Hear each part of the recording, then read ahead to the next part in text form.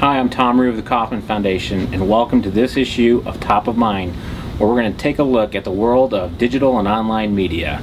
This is Top of Mind.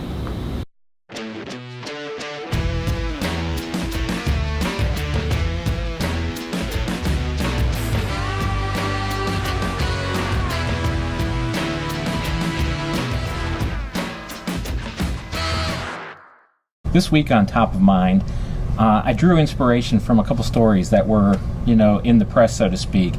The first was the news that Rupert Murdoch's online or iPad-only magazine called The Daily finally pulled the plug on this grand experiment. After nearly 2 years and about $60 million, Murdoch's empire there decided that it really wasn't a sustainable activity.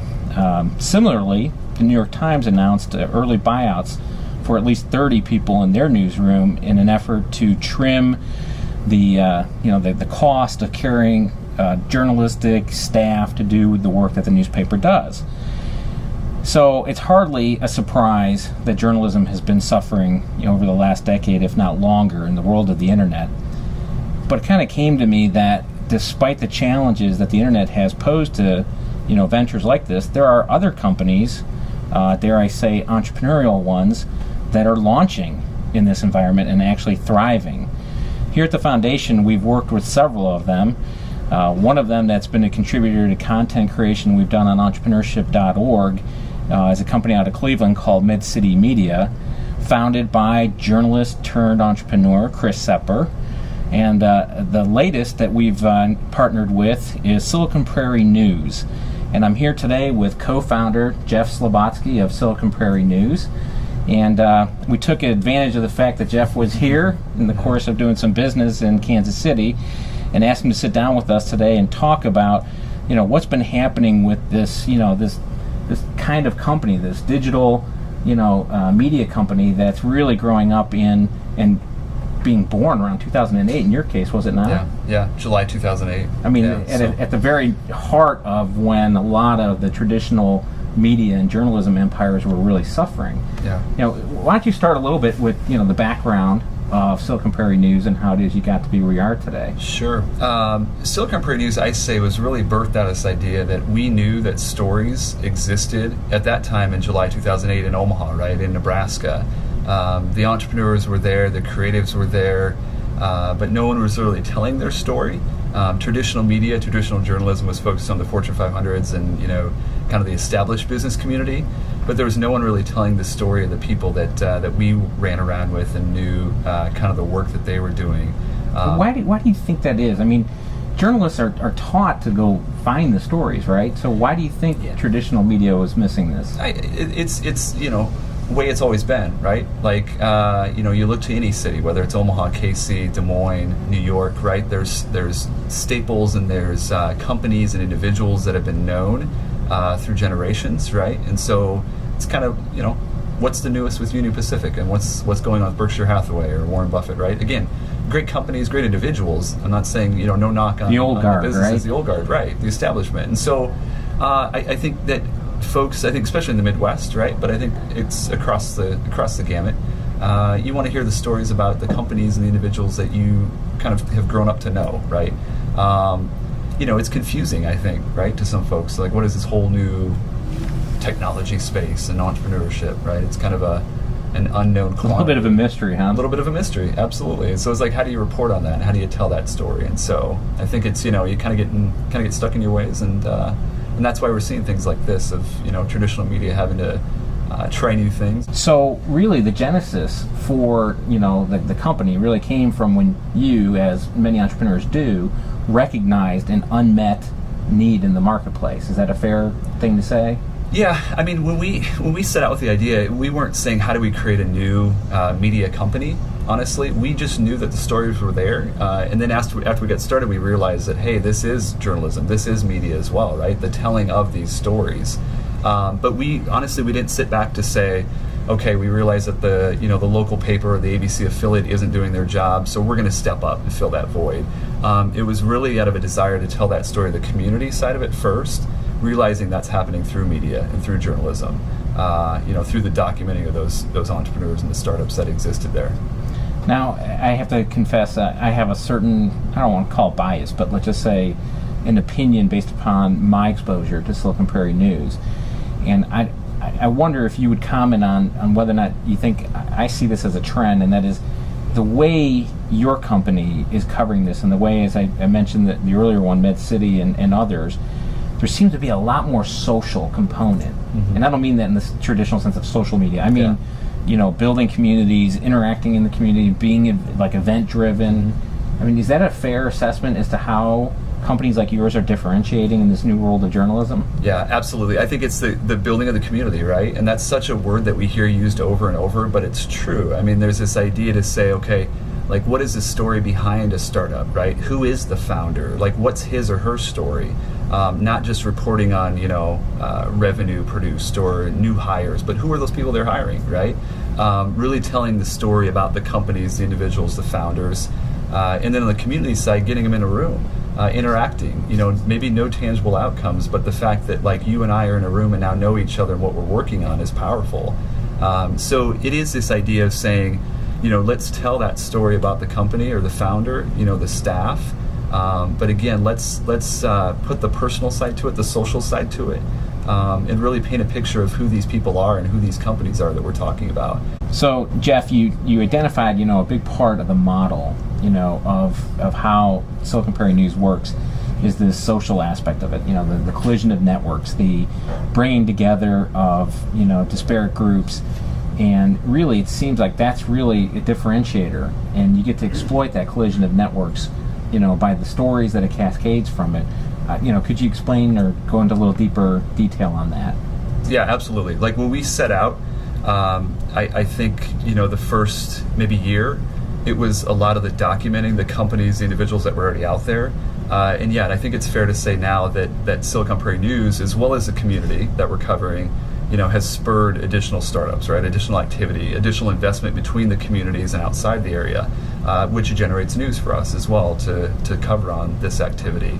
And so, I think it's, it's this idea through the events, through the telling of the stories, it does kind of, pull others out of the woodwork in a sense, and or inspire folks to kind of push forward to say, okay, I'm not alone. Here's 10 other examples that are happening around the area. So, Jeff, you touched on something that's near and dear to my heart, this notion that, entrepreneurs are lonely creatures. They're out there doing this on their own without support. And, you touched on, and I would hope that maybe you can elaborate on this notion that, they feel like they're all by themselves, that they're going it alone. I mean, it's really not the case, is it? Yeah, absolutely. Am I not alone? Or I think this idea, I don't think it's ego. I think it's more just kind of heads down building, right? So it's the humbleness of saying, generated X amount in revenue, but I don't know if anybody really care or be interested in that. We're saying, enough, right? Exactly. Is that good enough? Yeah. Or I've only got 5 employees, and we're saying, holy cow, you need to shout that from the rooftops, right? For other folks to see that, wow, you can build a sustainable business wherever it may be. And again, you're not alone, right? Tell that story, share that story, celebrate that almost in a sense. So, it's definitely something that we've seen over time. Well, to that point of getting those stories out there, I know that, big conferences are part of your business model. Yep. And, Big Omaha being the one that probably has the longest tenure with you and the best recognition. Can you share for the viewers of Top of Mind, kind of the motivation, the thinking that went behind that, and then more importantly, spoiler alert, how we might be expanding on that footprint and partnership with each other? Yeah, absolutely. So we're heading into our 5th year of Big Omaha this coming May of 2013, which is crazy. It's already been 5 years. It goes like that, doesn't it? It does. But the idea when we started was this idea that we felt inspired by not only entrepreneurs from the region, but we knew folks from, again, outside the area that we were inspired by, whether it's Jason Fried in Chicago, 37 Signals, or Dennis Crowley with Foursquare, guys and women that we've read about on the coast that are doing amazing work. How do we get them into the Midwest to give us a kick in the pants? to encourage us to continue moving things forward, and that you can build a company anywhere, right? You don't have to be located in a certain city. What? Or geography. Wait a minute. Bright ideas are geographically limited, aren't they? No. We beg to differ, I think, now. All so right. it's, but, and again, we're not trying to say, like, how do we create the next Silicon Valley in Omaha, in Kansas City, in Des Moines, or Cedar Rapids, Iowa. It's this idea to build upon the strengths and the assets that we have, right? And so, connect them through the site, through smaller events in each of the regions, but then bring folks in from the outside. And that's really, it's been pretty fascinating, because it not only inspires us in this region to hear from folks, kind of lessons learned, but the great thing is they go back to their networks, cities, spheres of influence, and can say, yeah, okay, there's a legitimate community in the Midwest, right? They're doing amazing work. There's some amazing startups and founders there. And so, they tell their folks. And then again, the awareness and the conversations and connectivity grows between, all points within the community. So I got to tell you, from our perspective, and kind of like, as media companies are beholden to do from time to time, when reporting on something that they're actually tied through a holding company, you have to disclaim, General Electric is a funder of NBC or an owner of NBC. Well, we are a funder of Silicon Prairie News. So with that disclaimer, I would say one of the things that we saw in the value in bringing this partnership to light is, first of all, this kind of journalistic credibility that you do have. I mean, the news coverage that you do on these stories is just, second to none. So it's great narrative. And I think one of the things that the internet has done over the more than a decade, it has kind of like made us all publishers, right? Mm-hmm. Yeah. That's good news and bad news. With the increase, the noise level has gone up, but then quality stuff can come from other sources, sure. Namely companies that didn't even exist, 10 years ago. So, as you talked about, like the footprint that you're covering, and, one of the reasons Kauffman got involved with Silicon Prairie News is this, as we call it, the virtuous triangle of Des Moines, Omaha, and Kansas City. What do you see as the real value in this, kind of region that we've defined thusly? And is it, mostly just kind of critical mass, or is it a Midwest play? How do you look at that and the importance of this, geography that we're covering? Yeah, I think it is the increased awareness and the connectivity and the activity that can happen between the cities. I think is powerful. I think we're just getting started. Not we, Silicon Prairie News, but we as a community and a region. We find and kind of turn over more entrepreneurs in Nebraska every day, right? Our content guys, Danny and Michael, our editors, can't keep up with the amount of stories that we have.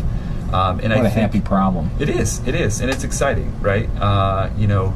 Hire 10 more writers and can't keep up with the content, and that's exciting for the community. And I think what I get excited about, I know our company does, is when you see an investor from Kansas City getting involved in a deal from Des Moines who's hired talent from Omaha, right? And so those kind of things are just starting to happen, I feel. And fast forward a year, 2 years, 5 years, that's what we hope to happen, and we hope to have, this awareness and this connectivity happening within the region. And then you see more deals or acquisitions or talent from the coast as well, right? So, if you can get, a big funder, big VC from New York or San Francisco, which we've already seen happen, getting involved in deals in the region through awareness and the visibility that's portrayed through Silicon Prairie News, that's what's exciting. And so, but a lot of that is just, mapping the network in each of the cities.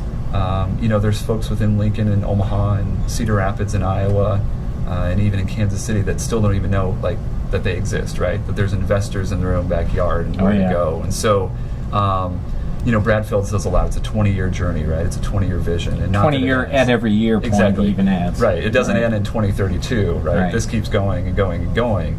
But if you look at it from that perspective, and we've been around 4 years now doing it, so we're just getting started, right?